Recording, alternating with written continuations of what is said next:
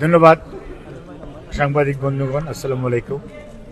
আপনাদের সবাইকে মাহে রমজানের শুভেচ্ছা এবং আপনাদের মাধ্যমে যারা অনুষ্ঠান দেখবেন অথবা দেখছেন এবং দেশবাসীকে মাহে রমজানের শুভেচ্ছা জানাচ্ছি। এবং আমাদের বাংলাদেশ জাতীয়তাবাদী দলের চেয়ারম্যান দেশনেত্রী বেগম খালেদা জিয়ার পক্ষ থেকেও আপনাদের সবাইকে রমজানের শুভেচ্ছা জানাচ্ছি। দেশনেত্রী বেগম খালেদা জিয়া গত 8ই জানুয়ারি থেকে লন্ডনে চিকিৎসাধীন আছেন, সেটা আপনারা দীর্ঘদিন যাবৎ জানেন। এবং উনি আল্লাহর অশেষ মেহেরবানিতে এবং আপনাদের সবার দোয়ায়, চিকিৎসকদের প্রচেষ্টায়, সর্বোপরি আমাদের সবারই যে ঐকান্তিক আকুতি এবং দোয়া এবং চেষ্টা, তারই ফলশ্রুতিতে এখন পর্যন্ত আলহামদুলিল্লাহ আগের চেয়ে ওনার শারীরিক অবস্থা অনেকটা স্থিতিশীল আছে।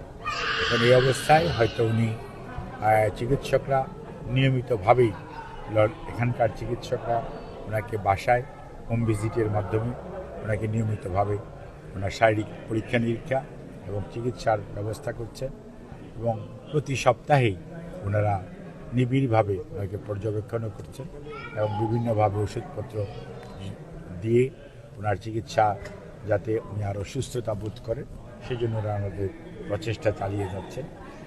কাজে এই অবস্থায় উনি ওনার চিকিৎসার যে দিকটা সেটা তো উনি মোটামুটি আলহামদুলিল্লাহ ভালোই করছেন।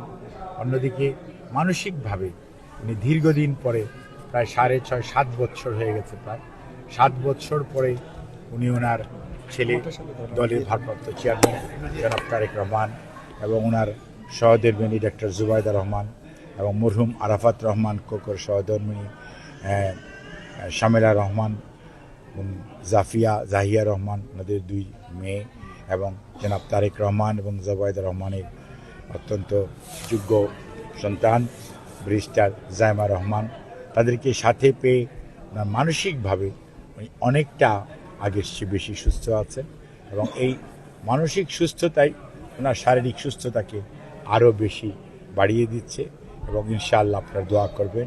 সর্বোপরি বিএনপির আমাদের ইউকের যে প্রেসিডেন্ট মালেক, জেনারেল সেক্রেটারি জনাব কয়সর আহমেদ সহ এখানে বিএনপির অনেক নেতাকর্মীরা এবং জিয়া পরিষদ শুধু নয় সকল অঙ্গ সহযোগী সংগঠনসমূহের নেতাকর্মীরা, সর্বোপরি দেশের মানুষ এবং বিদেশের মানুষও ওনার জন্য যে দোয়া করছেন তার বদৌলতে উনি ওনার জ্যেষ্ঠ পুত্র অর্থাৎ জনাব তারেক রহমান সাহেবের বাসায় চিকিৎসাধীন থাকা অবস্থায় আগের চেয়ে উনি অনেকটা ভালো আছেন, এটি বলা যায়। খুব সুস্থ উনি হয়ে উঠেছেন একথা আমি বলবো না, বাট উনি যে কোনো সময়ের তুলনায় আল্লাহর অশেষ মেহেরবানি অনেকটা সুস্থ আছেন।